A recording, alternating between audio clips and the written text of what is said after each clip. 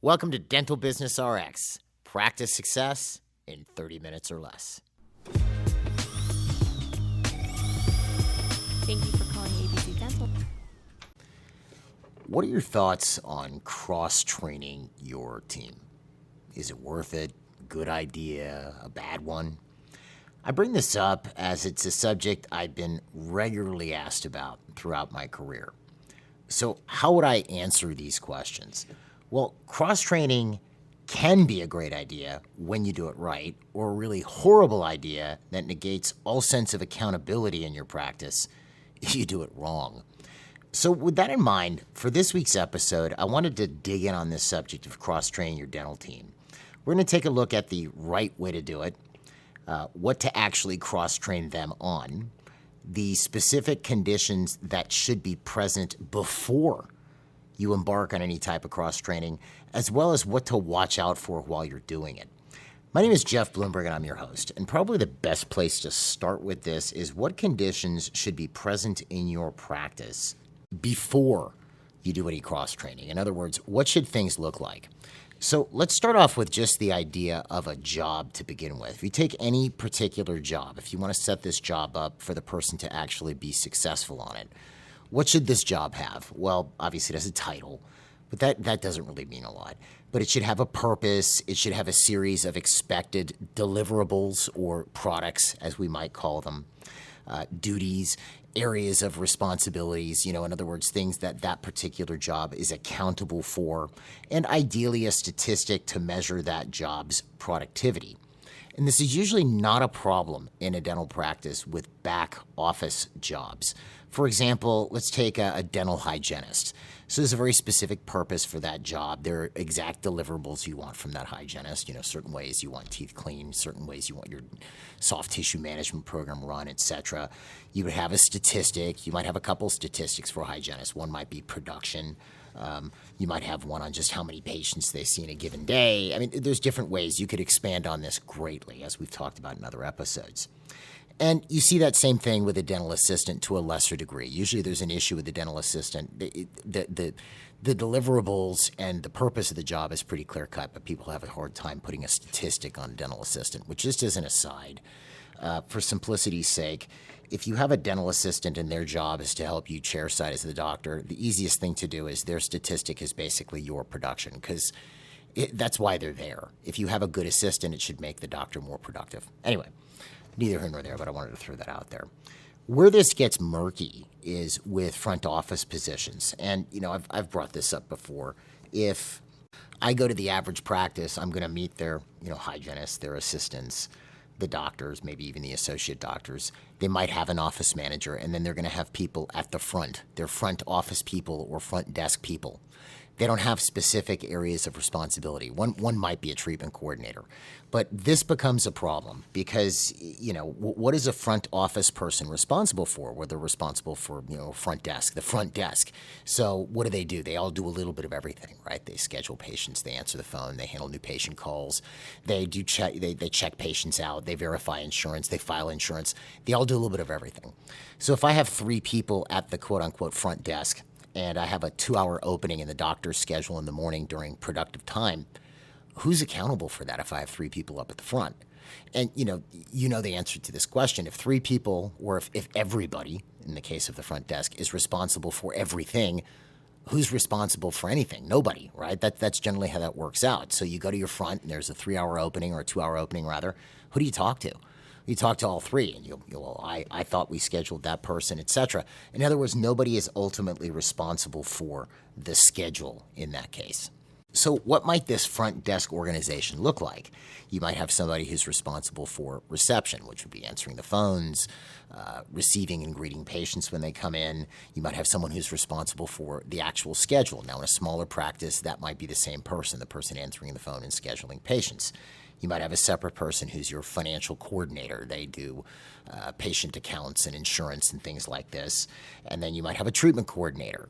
You might have an office manager too who sort of runs the front and the back. And you might have any mix of these things depending on your practice. It really depends on what your practice looks like and, how much traffic there is and things of that nature. Ideally, the office manager would know how to do all of these jobs. And in some cases, you might have people on some of those jobs, like a receptionist / scheduler and, a financial coordinator. And you might have the office manager who's also doubling as the treatment coordinator. It really depends, just giving you some ideas. But if you give those jobs specific areas or zones of responsibility in the organization, it then opens the door to, okay, that job has a specific purpose, that job has a specific product or deliverable associated with it. If I have a schedule coordinator, what am I expecting from this person? Well, I'm expecting, the usual answer when I say, what's a schedule coordinator supposed to do? Well, they fill the schedule. Like with what? Denture relines? No, you have a productively, efficiently filled schedule done in accordance with your scheduling policy. Maybe you have a policy that you don't want to do productive procedures after lunch. High-ticket procedures. So you're not prepping crowns at 5:30 at night. So it's scheduled. Part of their delivery will be creating a schedule that's done in accordance with office scheduling policy. And you could assign a statistic to that. For a schedule coordinator, it might be overall office production. Do you see? So when you assign responsibilities or zones of control up at the front, that opens the door to creating a specific job or area of responsibility and accountability for those specific areas. And to that end, I've talked about front desk organizational structure or office organizational structure on the podcast quite a bit, but sometimes I think people have a hard time visualizing it. It's something that we teach our clients when they're on the MGE Power program and they're studying the stuff, I shouldn't say stuff, it's a little bit more formal than that, the training materials, on organization.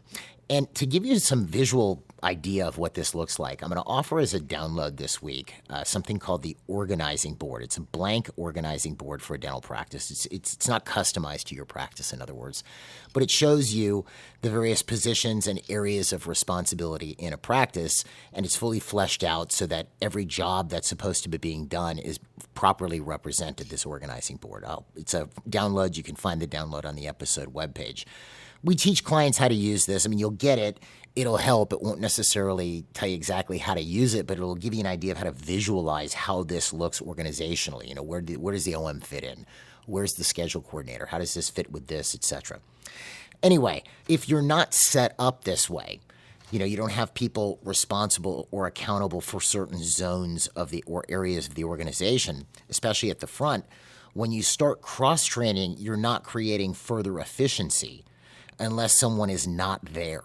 That's really the only use case at that point. So, I have 3 people at the front, and they all kind of do a little bit of everything, and now they all know how to do a little bit of everything. So if one's not there, everything kind of still gets done, or if somebody gets fired. And in some cases, this can actually backfire. If everybody in a particular area knows how to do everything, but nobody's responsible for a specific area or zone, people will tend to gravitate to the things that they like to do more than others. Well, I really like doing this, but I don't like doing insurance verifications or recall calls, so I'm not going to do those. So those tend not to get done. Whereas if you had areas or zones of responsibility, that would belong to somebody, and they would be responsible for doing it. So the first thing you need to do if you want to properly cross-train is you need an organizational setup in which to cross-train into. Doesn't have to be perfect, but it should be in place. And as I mentioned, again, we go over this on the MGE Power program. I have that organizing board. It's a big chart, shows you all the positions in a practice as well as what the stats are and things like this. You can download it and check it out. Okay, which brings us to, let's say you have that in place. When and for what reasons am I cross-training? If the only reason I'm cross-training is if people get fired or on vacation, this is not that's helpful, but really, how often is that happening? Hopefully, we're not surprised having people having surprise quit all the time. That's a bit of a problem. And ideally, I don't have somebody missing on vacation every week. Do you see? The better reason, in my view, to cross-train is, of course, you could handle last-minute personnel shortages or something like this, but it's really to temporarily handle log jams in the practice and keep things flowing in order to improve patient service. Of course, it also helps with coverage as needed, but the main reason is to keep things flowing well. If you look at and this happens in any business, but you look specifically in a dental practice, there are ebbs and flows. you might get 5 new patient calls in 10 minutes and then none for 2 hours. You might have it where no rooms need to be turned over for an hour and a half, and then 3 rooms need to be turned over in the next 10 minutes. Or 3 patients waiting to check out at the same time, and whoever normally does that is on the phone. Maybe the OM could be a backup at times, but ideally other people could also help. So this is where cross-training becomes very valuable. So if I were going to cross-train my team, and we do have some degree of cross-training here at MGE, we're not a dental practice, but we have similar types of situations. Where I would start with cross-training is I would isolate functions in the practice that meet 2, if not 3 conditions. The first condition would be, is that function vital to the organization's survival? That's the first condition. Like, for instance, answering a new patient call properly is vital to the practice's survival. So that's the first condition. Second condition, is this something that can become regularly backlogged if we get very busy or we have, periods of spikes of busyness? That's the second condition. And the third condition, which is not as important as the other two, but it's something to point out, something that's not terribly complex, where it's not super specialized, where it's almost like not worth cross-training somebody on it. For instance, debugging a patient's account or an insurance claim, because that's not something you're going to have to do all the time. So I don't know that I would necessarily cross-train on that. And a few of the functions in your practice that might fit the bill, vital for the organization's survival, can become backlogged, not terribly complex. And I'm sure there's more you can come up with than this, but here are a few of them that I came up with. First one would be answering the phone, because that's vital. It can get backlogged, where you have the phone ringing off the hook and only one person answering the phone. Second one is handling a new patient call, because that's something that has to be done right the first time. Another is handling a patient of record call to schedule. That should be done quickly. The fourth thing is checking a patient out. Fifth is closing a case or financial arrangements. This is a little bit more specialized, and obviously, let's say I was presenting 2 massive cases, I would obviously want my best treatment coordinator type, if not the office manager, doing the financial arrangements on that. So maybe it doesn't apply there. But let's say we're really busy and I have 3 patients who are waiting to be talked to about their treatment plan. The doctor's already talked to them, and I need somebody to handle financial arrangements. Maybe I have somebody who's cross-trained enough to at least handle this one case, which only has a $1,500 copay, right? Sixth thing, having trouble saying that, is confirming a patient or confirming your schedule. And then in the back, we have things like turning over a room, seating a patient properly, having them seat and putting their bib on, things like this. And then you might even have it where you might have 1 or 2 people there who are capable of assisting the doctor, possibly even taking x-rays if things get super, super busy. So what you'll notice about all of these things I just mentioned is each of these, and I expect you to add a few to this list, can become backlogged. They're vital to the practices. Every single one, seating a patient on time, checking a patient out, they're all vital to the practice's survival. And none of them, other than maybe being certified for taking x-rays or closing a case, etc., are really ultra complex in any way. So ideally, we'd have a few people who knew how to do each of these things, or at least multiple people who know how to do multiple parts of these things at a high level of proficiency. And how might I do something like this? Well, let's take an example like answering the phone, because you can see it. I've called some practices, and if the person who normally answers the phone, it's great.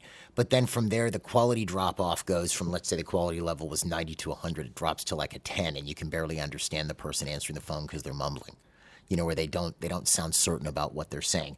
That's not what you want. The worst drop-off I want to see is from a 90 to about a 78. You see, I want at least that person to be competent answering the phone. So let's say I have answering the phones. I have everybody at the front desk is trained on how to properly answer the phone, including the treatment coordinator. The office manager, of course, knows how to do all of these things. And maybe 1 or 2 dental assistants can answer the phone. If it's not busy in the back and the phone's ringing off the hook, maybe 1 picks up the phone. Same with new patient calls. I would want everybody in the practice who might have the ability to contact or touch a new patient call to be excellent at handling a new patient call, because new patient calls, when they're blown, can cost the practice a lot of money and obviously a potential patient. Same with checking out a patient. Someone can just jump in there behind the desk. They know exactly what they're doing and can probably check a patient out. Maybe even turning over a room or seating a patient. A few people at the front may need to know how to do this if all the assistants are tied up and we got to get somebody seated. And like I said, you might have 1 or 2 people up front who are possibly x-ray certified and could assist in a pinch. right? Maybe even somebody who could jump in and help the hygienist with perio charting, to enter it as they go if you don't have software to do that, if things are running behind. But the key thing with all of this is how this is done. So if we are having people cross-train, right, and we're having people jumping in to grab other pieces of the job if things start to slow down, meaning that patients are stacking up, there's a thing that's extremely important, and that is if I do somebody else's job, even temporarily, it's important that I turn it back over to them when I'm done. So, for example, let's say I'm the receptionist and I cover for the financial coordinator doing a patient checkout. So, I take the patient's copayment and the schedule coordinator already did their schedule. Or let's say it's a hygiene patient and the hygienist did their schedule. And I have a schedule coordinator who checked that the recall date was correct. It was 6 months and a day, and then I take their copayment. What I would do when I was done with that is I would make sure as soon as the financial coordinator freed up, maybe they had to pop out for the morning for a meeting or had to go to a PTA meeting. Who knows? They just weren't there, right? What's the first thing I do when this person walks back into the job? I go, hey, so here's this patient I checked out. Here's what I did, so that they can look at it and see that it was done correctly. I have to turn it back over to them. Now, a couple of things happen here. One, by turning it back over, they pick up the thread on what's been going on with their job when they weren't there. You see, because ultimately, here's the funny thing. Who owns that job? If your financial coordinator is responsible for checking patients out in your practice, that they are accountable for. Sure, I helped them, but they are ultimately accountable. So what if I screwed up when I did it? Who needs to fix it? They do, because it's their job. Now, if I screwed up, it's not like I'm going to just say, well, I was doing your job for you. It would be like, okay, how did I screw up? How do I do that different next time? Okay, good. And then they would fix it. It's also a learning experience for me so that I can become better at doing this if I ever have to cover again in the future. But ultimately, no matter who covered for them, the financial coordinator is ultimately responsible for that part of their job. Like, let's say I'm finance and my scheduler or our scheduler is on vacation for a week and I agreed to cover. I would do the same thing. When they came back, I would show them everything that I did within reason. I'm not going to show them every single patient I talked to, but I'd show them the schedule. Here's what's going on. Here's what I did with this person. Here's what I did with that person. So they could fully pick up the thread, fix anything that has to be fixed. I would learn if there was anything I did incorrectly, which is good because I'm better at it next time. And then they are able to own that job. The viewpoint should be this, right? If I'm the schedule coordinator, right? And you, let's say you're the assistant or the receptionist, had to handle a new patient call, I'm still the one who's ultimately responsible. I can't just say, oh, well, you screwed up. I have to fix it, right? It's my job. I own it. I'm accountable. You helped me, which I appreciate. And doing it this way, where people have their specific areas of responsibility and they own their jobs, and other people know how to do parts of those jobs to keep things flowing so that patients don't stack up, creates a few cool things in your practice. The first one is things run more smoothly in the practice. Patients don't wait. Customer service is excellence. And this mutual level of assistance between the team working together towards a shared objective of excellent patient service creates better team cohesion and a greater sense of team spirit. Okay, number one. Number two, people maintain accountability for their jobs. Because yes, that's fine. Susie had to help me do that patient checkout, but I'm the one who ultimately has to look and make sure they did it correctly. Okay. It also gives what can tend to happen, especially as things expand, is people tend to get stuck in. I've seen this happen in our organization because we have 70 staff. You'll get stuck in your area and you really know your area, but you don't really know what's going on over there in the other areas of the organization.